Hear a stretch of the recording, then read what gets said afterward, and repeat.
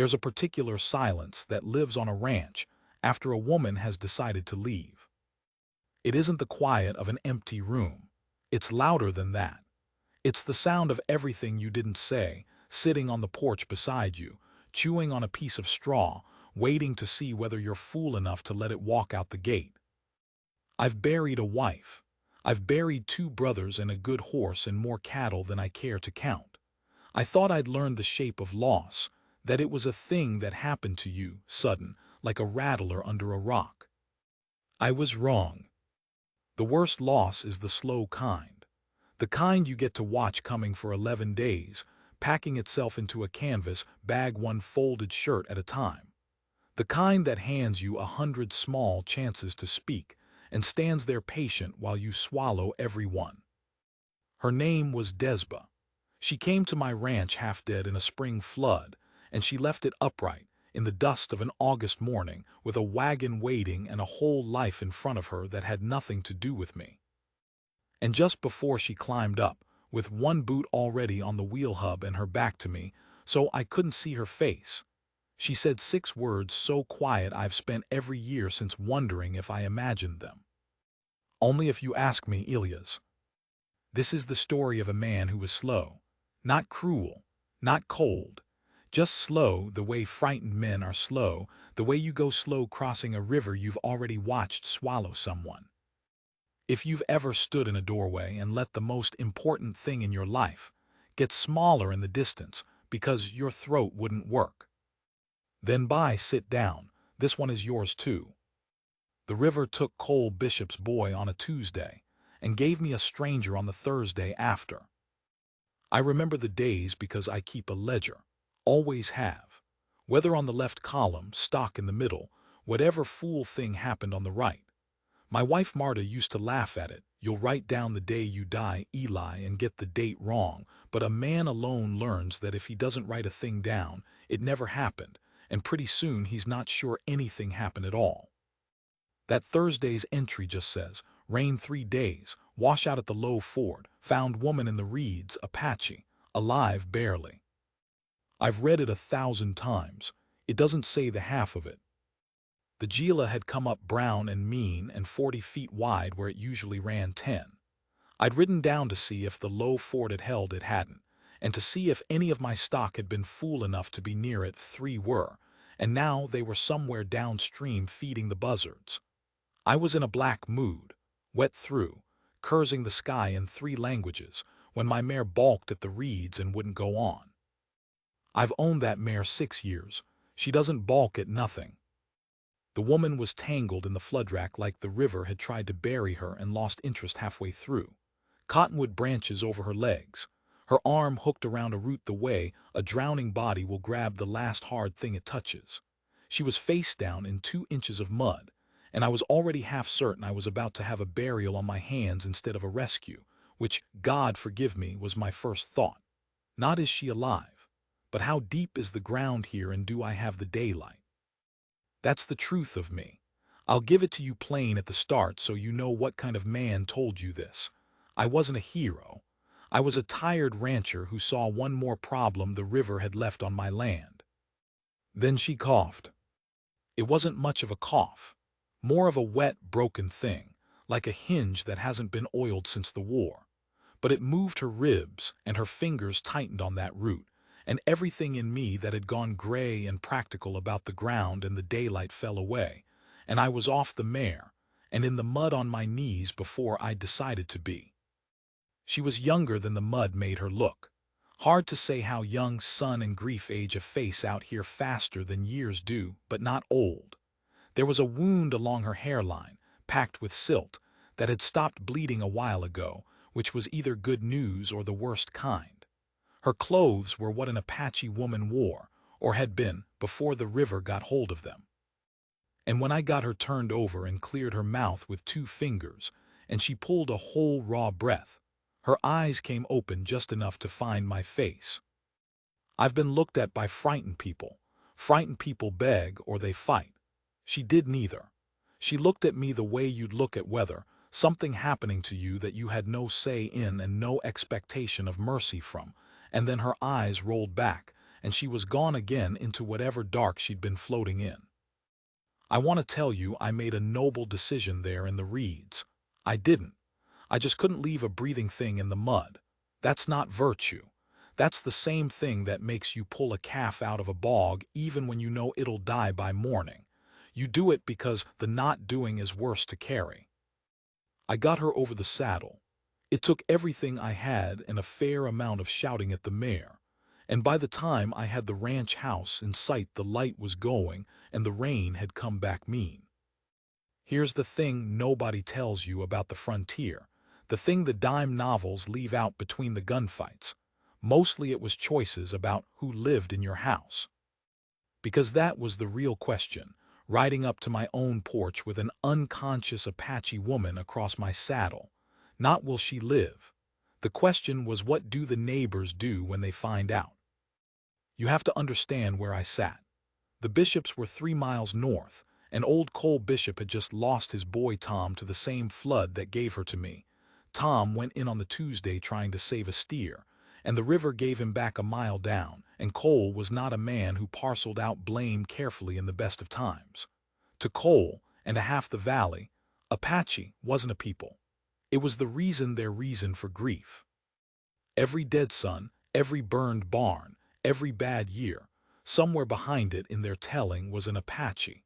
Never mind the army. Never mind the reservation agents skimming the beef ration till the people on it starved. Never mind that the woman on my saddle looked like she'd been running from something, not toward anyone. I knew all this carrying her inside. I knew that keeping her was going to cost me. I did it anyway, and I want to be honest that I didn't do it out of principle. I did it out of stubbornness, which is a cheaper thing that sometimes looks the same from the outside. Somebody in my head, Bishop, the town, the whole valley, was telling me what I couldn't do, and I have never in my life been able to hear you can't without wanting to prove otherwise. Marta would have laughed, spite she'd have said, "You'll die of it, Eli, some men drink you spite." Maybe, but spite kept a fire going that night and heated water and cleaned a wound, and it doesn't much matter to a half-drowned woman what's in the heart of the hands that save her, only that they don't stop. She burned with fever for 2 days. I'll pass over those 2 days quick because they were ugly and I'm not proud of how helpless they made me. I've doctored horses my whole life. A person is different. A person talks in the fever, in a language you don't know, and you sit there in the dark hearing them plead with somebody who isn't you, somebody who isn't there, and there's not one thing you can do but keep the cloth cold and the water coming and hope. She said a word over and over that I didn't understand then. Shash. Later I learned it meant bear. Later I learned a great many things later than I should have. That's the whole shape of me by everything a day late. On the third morning, the fever broke, and I came in from the stock to find her sitting up. She had the kitchen knife in her hand, not raised, just held low along her thigh, the way you hold a thing you have decided you might need.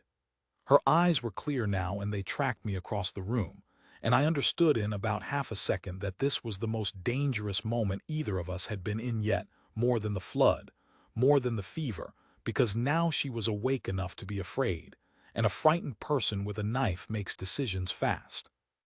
I did the only thing I could think of. I sat down, across the room on the floor, slow, my hands where she could see them, and I stayed there and didn't talk. I've gentled a lot of green-broke horses. You don't reach for them. You get low and you get boring and you let them decide you're not going to eat them. We sat there a long time. The fire ticked. Outside a jay was carrying on about something. Then I got up slow, still slow, and I took a bowl of the beans I'd had warming, and I set it on the floor halfway between us, and I went back and sat down and I ate my own bowl where she could watch me eat it. Proof it wasn't poisoned. Proof I'd let her keep the knife. Proof of nothing except that I wasn't in a hurry and wasn't afraid of her, which was a lie, but a useful one. She watched me eat the whole bowl. Then she reached out, knife still in the other hand, and she took hers. That was the first thing we ever shared. A bowl of beans on a dirt floor and a knife between us that neither of us mentioned. It doesn't sound like much. It was everything. It was the whole rest of it in miniature if I'd been smart enough to read it. Her, waiting to see if I'd ask anything of her. Me, offering and then sitting back down and never once closing the distance. Her name came out about a week in, and it came out sideways. We'd been getting by on gestures and the 20 words of Spanish we turned out to share. I'd point at things and say them in English, and she'd repeat them flat, sometimes with a small mockery in her voice that I pretended not to notice. I'd say bucket, and she'd say bucket back with just enough of an edge that I knew she thought the sound of my language was ridiculous. She wasn't wrong. English is an ugly language. It sounds like a man falling downstairs. One evening I was writing in the ledger, and she came and stood behind me and watched the pencil, and I could feel her curiosity like heat. So I wrote her the woman I'd pulled from the river as a line in the day's entry, the way I wrote everything. Woman up and walking, 8, won't speak. And she reached over my shoulder and she took the pencil right out of my hand, and under my scratching she drew, careful, sure, a small shape. A woman. And beside it a mark I didn't understand. I looked up at her. Desba, she said, and then seeing I didn't have it, she said it again slower and touched her own chest. Desba. Desba, I said back. She winced, genuinely winced at what my mouth did to it. And then, and this is the moment I fell, if I'm honest, though I wouldn't have called it that for months, she laughed. One short surprised sound, quick as a bird, gone before she could stop it, and she looked as shocked to have made it as I was to hear it. I wrote her name in the ledger. First time a person's name had gone in that book since I wrote Marta's on the day she died. Desba, I still can't say it the way she said it. I've had years to practice, and my mouth still falls down the stairs. I'm going to tell you about the summer now, and I'm going to tell it fast, the way it went by, because that's the cruelty of it, that the best season of my life is the one I have the least of to hold, and the 11 days of her leaving I could recite minute by minute. Grief has a better memory than happiness. It's a thief that only steals the good silver. She stayed. Not because I asked. I want that clear because it becomes the whole point later. She stayed because the river had taken her somewhere from someone, and she wasn't ready to say where or who, and my ranch was a place no one came looking. She was healing, and then she was healed and still there, and neither of us said a word about why. We just fell into the days. And by she could work. I'd been running the place alone since Marta, badly, everything half done because there's only so many hours. Desba took the half-done things and finished them, not asking. She'd just see a fence I'd been meaning to mend for a season, and by evening it was mended, better than I'd have done it. She had a way with the horses that made mine look like the amateur I was. She found the medicine plants down by the wash that Marta used to know and I'd forgotten.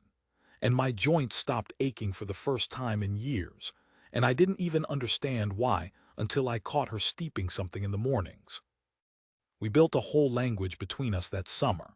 Half Spanish, half English, half hands, half looks. I know that's 4 halves. I told you I'm no good with numbers, that's why I keep the ledger. But it worked. We could argue in it. We could joke in it. She had a dry, murdering sense of humor once she trusted you with it, and she used it mostly on me, on my slowness, on the way I'd stand in a doorway working up to a sentence like a man working up to jumping off a roof. You, she said once, watching me try 3 times to start telling her something. You are the slowest fast man I ever saw. She meant I moved quick and decided slow. She had me exactly. She always had me exactly. I should say, because you're wondering, and because I'd wonder, that it wasn't what the valley would have assumed if they'd known. I gave her Marta's old room and I slept where I always slept, and I never once crossed the 10 feet of floor between us, not because I didn't want to, God knows, but because of the beans, because of the knife on the first morning. Because the whole thing between us was built on the one promise my hands had made when I sat back down instead of reaching for her. I will not take anything you don't hand me. And she never handed me that. Not that summer. She let me see her laugh and let me learn her name and let me eat across a fire from her every night of the best season of my life. But there was a wall, and I could feel exactly where it stood, and I would sooner have ridden the mare off a cliff than lean on it. Because I understood, slow as I am, I understood this, that where she'd come from, someone had decided a great many things about her without asking. And that the one thing I could give her that no one out here would, the one thing that might be worth more to her than the mended fence or the safe bed, was the experience of a man who waited. So I waited. I was good at it. I was so good at waiting that I waited us right up to the edge of the cliff and then a step past it. But I'm getting ahead. That's part two. Bishop found out in July. I'd known he would. You can't keep a person on a ranch in a valley that's small forever, and it wasn't Desba's fault. She was careful. She never went past the wash. It was mine. I ran low on flour and I rode to town and I bought enough for two. And old Hetty at the store had eyes like a hawk and a mouth like a broken dam. And by the time I got home, the story was already ahead of me on faster horses. Bishop rode up the next morning with two of his hands and a face like a closed fist. I met them in the yard. I did not ask them to get down, which out here is a sentence all by itself. Cole Bishop sat his horse and looked at my house like he could see through the walls, and maybe he could, because Desba had gone still and silent inside the second she heard the hoofbeats. She knew that particular rhythm of arriving men better than I ever would. "Heard you got a squaw, Vance." He said the word like a slap. I felt it land not on me, on the house behind me, on her. "I've got a hired woman doing more work than your three sons ever did," I said. Which was cruel, given one of those sons was a month in the ground, and I knew it was cruel when I said it. And I said it anyway because Cole Bishop needed to be reminded that grief didn't buy him my yard. His face went white and then red. One of his hands moved a hand toward a rifle, and I moved mine toward mine, and for a long second the whole valley balanced on it. "Tom's dead," Cole said finally, quiet, not the shout I'd braced for. "Went in after a steer, that river." His jaw worked. "And you got one of them living fat under your roof." And there it was, the whole logic of the frontier in 1 sentence. His boy died, so someone who looked like the shape of his enemy had to pay. It didn't have to be connected. Grief doesn't need connection. It needs a direction. "That river took 3 of my cattle and near took her too," I said. "It doesn't hate you special, Cole. It doesn't hate anybody. It's water. Your boy was brave and the water didn't care. That's the whole of it, and there's nobody to hang for it." I don't know if I'd ever said a truer thing. I watched it not land. He didn't want it to be nobody's fault. Nobody's fault is unbearable. A face to hate is a mercy, and I was refusing him his mercy, and he hated me a little for that too. He turned his horse. "You keep her off my land," he said. "And Vance, a lot of men in this valley lost more than cattle to her kind. You think on whether one hired woman's worth what that's going to cost you." They rode off. I stood in the yard till the dust settled. When I went in, Desba was standing by the window where she could have seen it all. She'd taken the knife down off the shelf again. First time since the morning of the beans. She looked at me a long time. Then she said in our patchwork tongue, careful, watching my face for the lie, "I bring you trouble, I go, easy. I go tonight is nothing." And this was the first time, the very first, that she waited to see if I'd ask her to stay. I felt it. I swear I felt the question standing open in the room like the door I'd left open behind me. All I had to do was say stay. 1 word. 2, if you count her name. And I always counted her name. I said, "You're not going anywhere in the dark. It's not safe." Which is not stay. Do you hear it? "It's not safe" is a rancher talking about weather and bishops. It is a coward's translation of stay. It kept her another night without costing me the one thing I was afraid to spend, which was the admission that I wanted her to. She heard it too. Of course she did. She heard everything. She put the knife back on the shelf slower this time, and she nodded and she said, "Okay, Elias," and she went to bed. And I sat up with the ledger and I wrote, "Bishop came, bad." She offered to go. And I did not write the rest because there was no rest because I hadn't said it. The slowest fast man she ever saw. She was being kind, calling it slow. It wasn't slow. It was afraid. I'd already lost one woman out of that house to the ground, and I had decided, somewhere below where I could see myself deciding, that if I never asked Desba to stay, then it would never be my fault when she went. If I never reached across the beans, the knife could never be for me. I thought I was protecting her by waiting. I was protecting me. It took her leaving to teach me the difference, and by the time I learned it, she had one boot on the wheel of a wagon and her back to me, so I couldn't see her face. The man who came for her came on a Sunday, in a good coat, in a hired buggy, and he did not look like trouble. That was the worst of it. I'd braced my whole life for trouble to arrive on a fast horse with a gun. It arrived instead in a clean coat, sober, polite, holding its hat, and it broke more than any gun ever could. His name was Nanton. He was Desba's brother. Let me back up, because the 11 days need their order or they don't mean anything. After Bishop's visit, something in the summer turned. Not between us it was, if anything, closer, the way a house draws in around a fire when the weather turns outside. But the world had found us now, and you can't unbe found. I caught Desba more than once standing at the wash looking north and east, toward whatever country the river had carried her out of, with a stillness on her that wasn't rest. It was accounting. She was adding something up in her head, the way I add up a herd, and I was afraid to ask the total. I should have asked. Add it to the list of things I should have said. I keep a ledger of those two now in my head, and it's longer than the real one.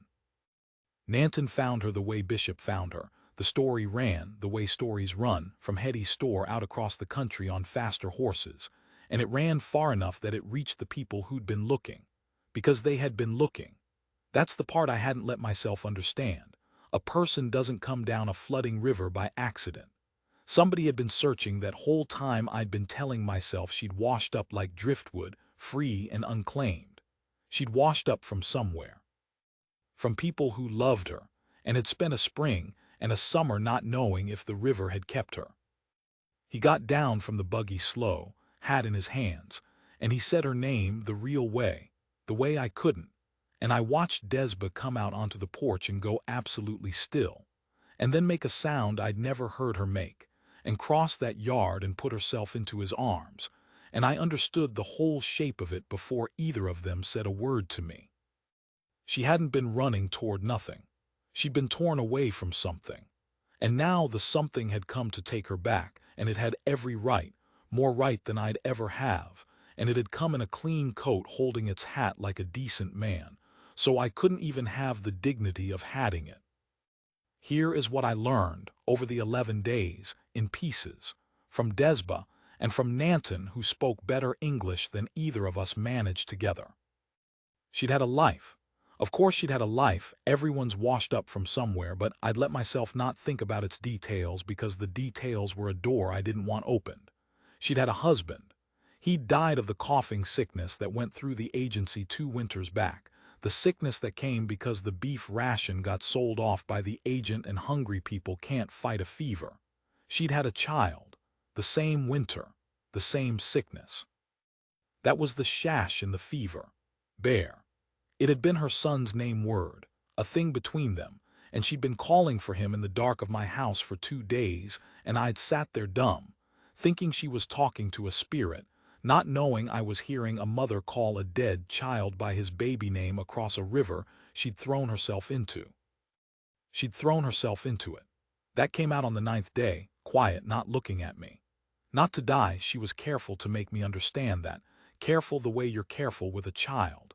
But because the agency was moving her people again, another walk to another worse place, and she had reached the far side of what she could carry. And there had been a night by the flooding river when going into it, and letting it decide had seemed easier than 1 more mile of choosing to live. So she'd walked into the water. And the water, which hates nobody, which loved Cole Bishop's brave boy exactly as much as it loved her, which is to say not at all, the water had not obliged her. It had carried her 40 miles and spat her into my reeds alive, to heal in the house of a slow man and learn that she still, despite everything, wanted to live. That was what my summer had been. I'd thought I was giving a stranger a place to work and be safe. I'd been standing at the far end of a woman's hole returned from the dead and calling it a good year for the ranch. "You saved my life," she told me on the 9th day.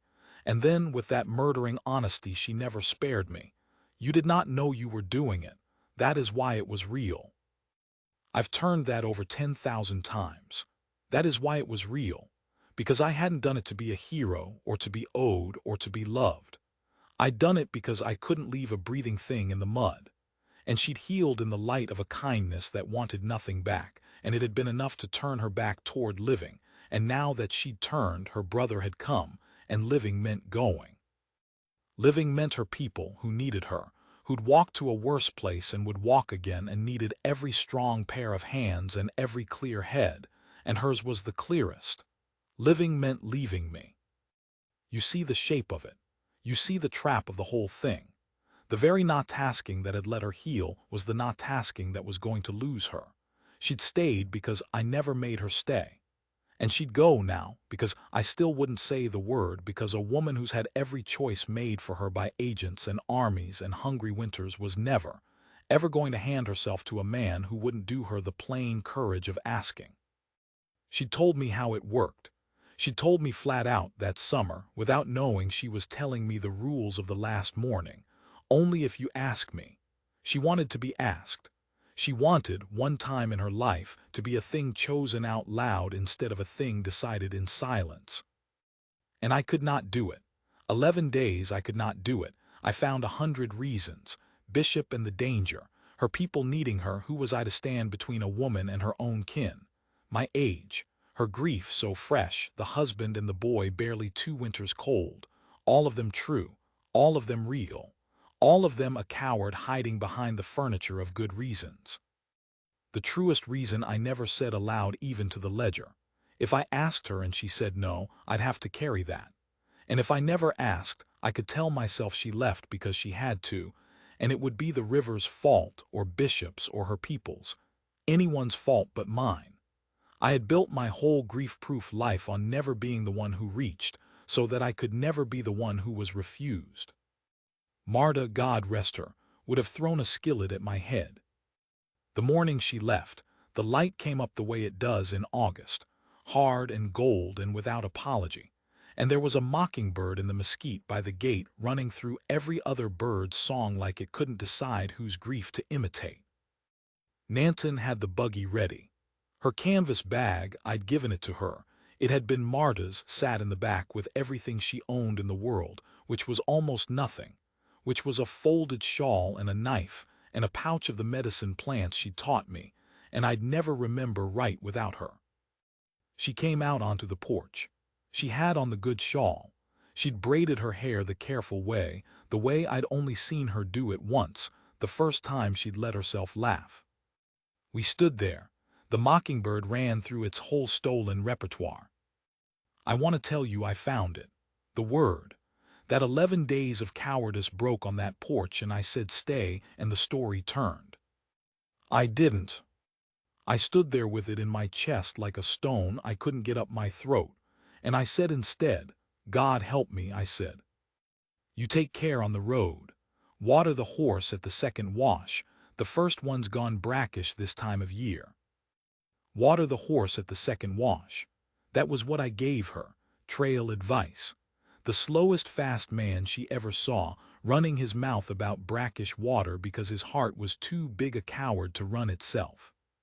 She looked at me, and there was no anger in it. That was the thing that finished me. There was no anger, only a kind of terrible gentle understanding, because she knew me all the way down. She'd always known me exactly, and she wasn't surprised. She had probably known since the night after Bishop, when "it's not safe" came out of my mouth instead of stay, that this was how it would end.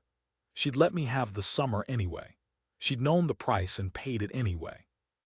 That's the endurance the whole valley never gave her credit for, not the fence mending, not the surviving the river. The endurance of loving a coward with her eyes open and staying to the last morning of it. She crossed the porch.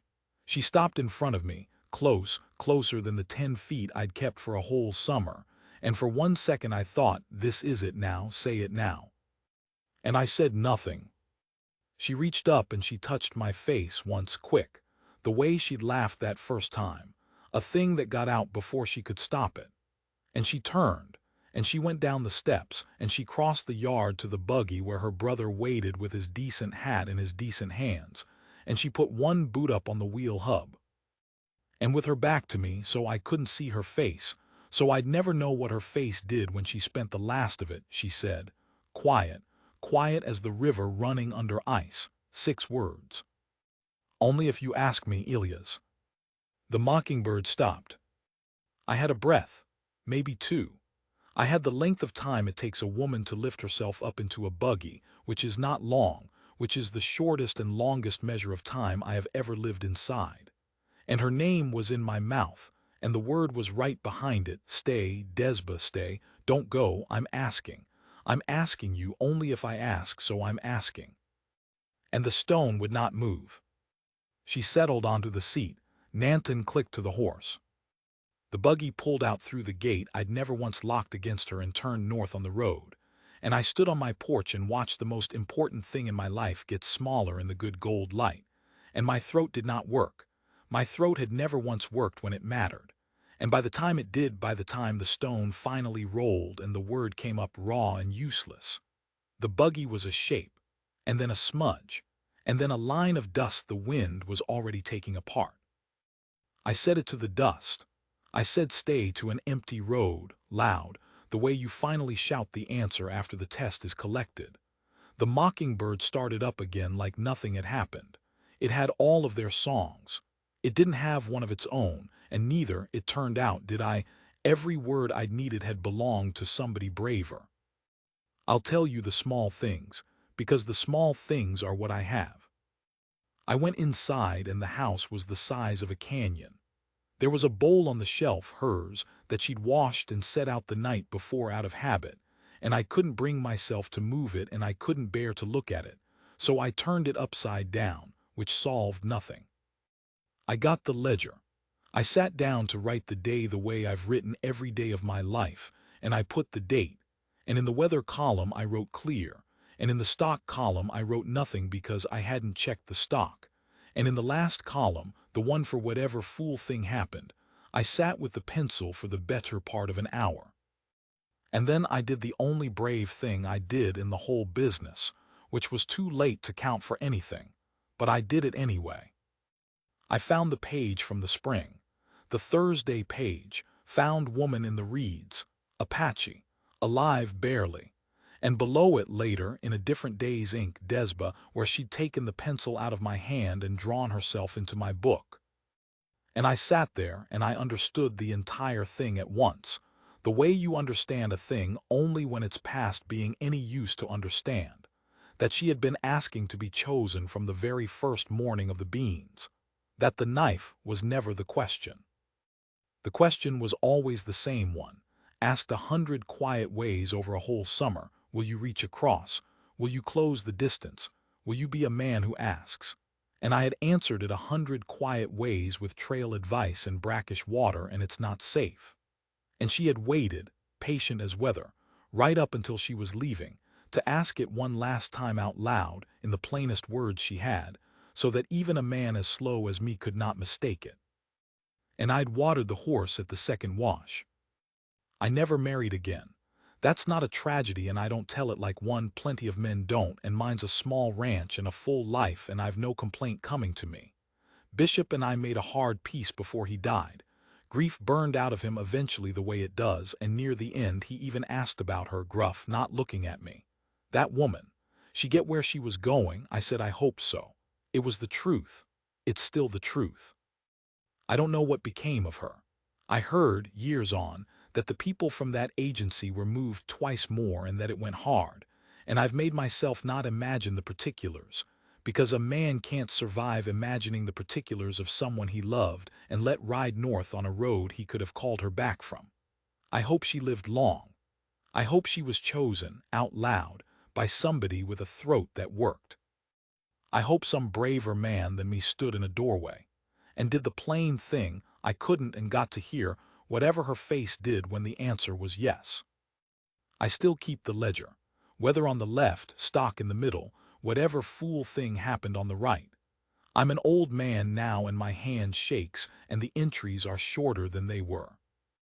But every year, on the Thursday after the spring floods, even the dry years, even the years the Gila's just a memory of itself in a dusty bed, I write the same line in the last column, the one for whatever fool thing happened. I've written it near 40 times now. It's the truest thing in the book. I should have asked. And under it most years, I write her name the way she taught me, careful, though my mouth still falls down the stairs and always will. Desba. The mockingbird's long dead. There's a new one in the mesquite by the gate, or a new one's grandson, running through every other bird's song like it can't decide whose grief to borrow. I know how it feels.